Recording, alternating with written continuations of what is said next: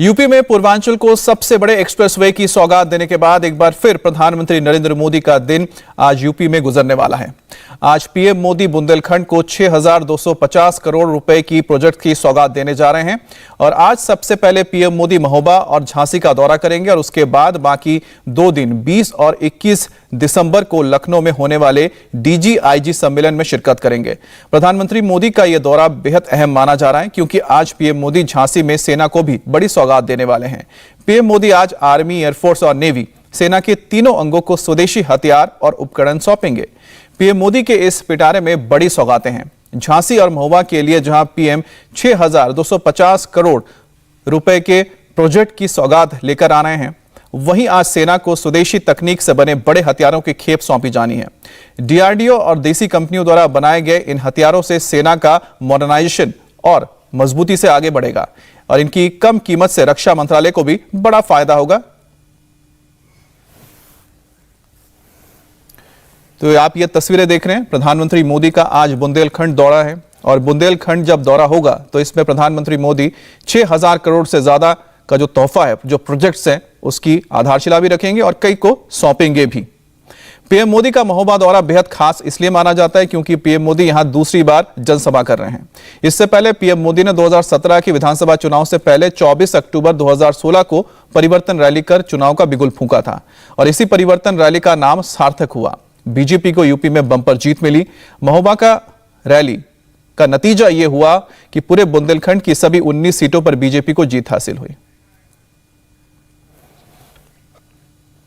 महोबा के बाद पीएम मोदी करीब 5:30 बजे झांसी पहुंचेंगे।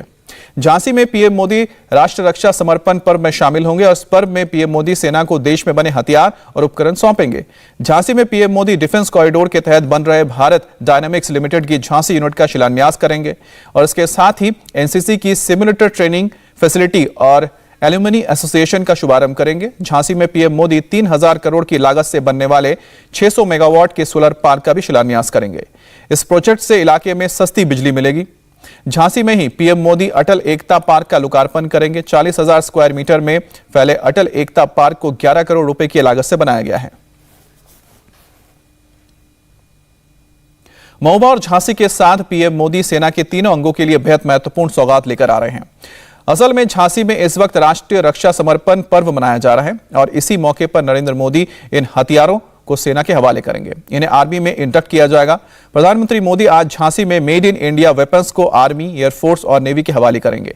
एयरफोर्स को लाइट कॉम्बैट हेलीकॉप्टर से लेकर एंटी टैंक गाइडेड मिसाइल मिलेंगे, जबकि आर्मी को हाईटेक ड्रोन्स का सपोर्ट मिलेगा। नौसेना को भी brand new electronic warfare system मिलेगा। बेंगलुरु में बना LCH हेलीकॉप्टर वायुसेना का हिस्सा बनने के लिए बिल्कुल तैयार है। इसके सारे ट्रायल्स पूरे हो चुके हैं और इस हेलीकॉप्टर को एंटी टैंक गाइडेड मिसाइल से भी लैस किया करके अपग्रेड किया गया है और इसकी फायर पावर अब पूरी तरह से एक्टिव हो चुकी है।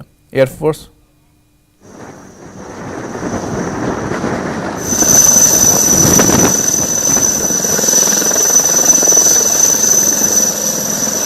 के साथ ये light combat helicopter Indian army के लिए भी तैयार है। इसी वजह से हिंदुस्तान एरोनॉटिक्स लिमिटेड HAL ने आर्मी और एयरफोर्स की खास जरूरतों को ध्यान में रखते हुए इसे डिजाइन किया है। हमारी सेना इसे 12,000 फीट की ऊंचाई पर भी ऑपरेट कर सकती है। इंडिया टीवी के डिफेंस एडिटर ने बेंगलुरु में इस लाइट कॉम्बैट हेलीकॉप्टर में खुद उड़ान भरी थी और उसकी ताकत को देखा था। हम आपको लाइट कॉम्बैट हेलीकॉप्टर के अंदर की तस्वीर दिखा रहे हैं। जिस सीट पे मैं बैठा हूं, ये दरअसल वेपन सिस्टम कंट्रोलर के तौर पर मैं इस समय लाइट कॉम्बैट हेलीकॉप्टर को फ्लाई कर रहा हूं और ठीक मेरे साथ पायलट हैं जो कि पूरी तरीके से कंट्रोल करेंगे। दरअसल ये बताना जरूरी है कि लाइट कॉम्बैट हेलीकॉप्टर इस समय भारतीय वायुसेना और सेना के लिए गेम चेंजर के तौर पर देखा जा रहा है और इसीलिए आत्मनिर्भर भारत के तौर पर इसको HAL के द्वारा भारतीय वायुसेना और भारतीय सेना ने फॉरवर्ड लोकेशंस पर ट्रायल के तौर पर लाइन ऑफ एक्चुअल कंट्रोल के बेहद करीब जाकर इसे पूरी तरह से टेस्ट किया है। इसके अंदर वेपन सिस्टम के तौर पर इस समय 70 mm gun, 20 mm gun, missiles, rockets, इन सब से पूरी तरीके से इसे इक्विप्ड किया गया है। आने वाले टाइम पर इसमें और अपग्रेडेशन के तौर पर एंटी टैंक गाइडेड मिसाइल और यही नहीं बल्कि और आधुनिक वेपन सिस्टम को भी लगाने की पूरी तैयारी है। लाइट कॉम्बैट हेलीकॉप्टर अब मी-35 और अपाचे को और कॉम्प्लीमेंट करता है, लेकिन वेट के कंपैरिजन में ये सबसे हल्का है। इसका 6 टन का वेट है और साथ में इलेक्ट्रॉनिक और सेंसर ऐसे हैं कि अगर कहीं से भी दुश्मन अपनी मिसाइल को लॉक करता है तो उनकी मिसाइल को चकमा देने के लिए पूरी तरीके से आधुनिक इक्विपमेंट्स के साथ लैस है। अगर कहीं से भी इन सेंसर्स के जरिए एनिमी को पिन पॉइंट किया जाता है तो उसको लॉक करके पूरी तरीके से ध्वस्त करने की काबिलियत इसमें है। हम आपको ये भी बता दें कि दरअसल इसमें हीट रिडक्शन की वजह से इसका सिग्नेचर रडार पे बहुत ही मिनिमम है और उसका वेट करीबन 5.8 टन है और यही वजह है कि ये इसे कारगर और सक्षम बनाता है। इन हेलीकॉप्टर्स के लिए जिन एंटी टैंक गाइडेड मिसाइल की बात मनीष प्रसाद कर रहे हैं उन्हें हमारे डिफेंस रिसर्च डेवलपमेंट ऑर्गेनाइजेशन यानी DRDO ने डेवलप किया है। हेलेना नाम की ये मिसाइल अब एडवांस लाइट हेलीकॉप्टर की फायर पावर को बढ़ाएगा और 70 mm की गन्स और रॉकेट्स के साथ हेलीकॉप्टर में दुश्मन के टैंक को खत्म करने वाली मिसाइल भी फिट की जा सकेगी।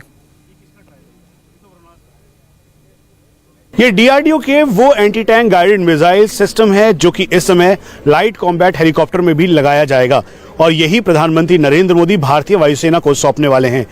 साथ में हेलेना, नाग और मैन पोर्टेबल ATGM। रेंज क्या है, इफेक्टिवनेस क्या है और अभी किस स्टेज पर है? क्या लाइट कॉम्बैट हेलीकॉप्टर में हेलिना को इंट्रोड्यूस किया जा चुका है, उसकी कैपेबिलिटी और इन्हांस हो चुकी है? इससे पहले हमारे पास नाग था, 3rd generation anti tank guided missile through NAMICA vehicle से करते थे। अभी उसको हम लोग ने प्लेटफॉर्म बदल दिया है हेलीकॉप्टर से। अभी हेलिना लॉन्च हो सकेगी, फ्रॉम ALH से लॉन्च होगा। अप टू 7 किलोमीटर्स रेंज भी बढ़ गया अभी, 4 किलोमीटर से 7 किलोमीटर तक। और इसमें एक टैंडम वॉरहेड होता है, वो 800 mm का आर्मर व्हीकल को भी पियर्स करके अंदर फुल डैमेज कर सकता है। उसके अलावा Nag anti tank 3rd generation missile है, अप टू 4 किलोमीटर्स रेंज जा सकता है और all weather conditions day and night we can use this missile and it has an IR infrared camera where we can these can search the missile tanks and go and hit the tanks. आज भारतीय सेना को 240 नए drones भी मिलने वाले हैं। प्रधानमंत्री नरेंद्र मोदी इन ड्रोन्स को भारतीय सेना को सौंपने वाले हैं। ये ड्रोन्स भी आत्मनिर्भर भारत के कॉन्सेप्ट पर तैयार किए गए हैं। भारत की ही एक कंपनी आइडिया फोर्सेस ने इन ड्रोन्स को डेवलप किया है। 3 साल तक इनका ट्रायल चला है। 12,000 फीट से ज्यादा की ऊंचाई पर इन्हें उड़ाया गया। एडवांस कंडीशंस में भी इन्हें परखा गया है। लद्दाख की बर्फीली चोटियों में जिस वक्त तापमान -40 डिग्री तक गिर जाता है, उस दौरान भी इनकी टेस्टिंग की गई है और ये तब भी अच्छी तरह परफॉर्म करते रहे हैं। अब ये ड्रोन्स LAC के पास भारतीय सेना के सर्विलेंस सिस्टम को और मजबूत बनाएंगे। ये आत्मनिर्भर भारत का वो प्रतीक है जिसे प्रधानमंत्री नरेंद्र मोदी अब भारतीय सेना को कल सौंपने वाले हैं। यह है स्विच UAV। कुल मिला के 16,000 फीट की हाइट तक ये फ्लाई कर सकता है। 1.5 घंटे तक इसका एंड्योरेंस है और हर मौसम में ये काफी कारगर है। करीबन 3 साल तक लाइन ऑफ एक्चुअल कंट्रोल पर इसका पूरी तरह से ट्रायल चला। मौसम जहां तापमान -40 डिग्री था, वहां पर भी स्विच UAV को पूरी तरह से टेस्ट किया गया और इसी ट्रायल के बाद अब भारतीय सेना का यह हिस्सा बनने जा रहा है। कुल मिलाके 240 की संख्या में, जिसमें 250 करोड़ का ये लगभग प्रोजेक्ट है।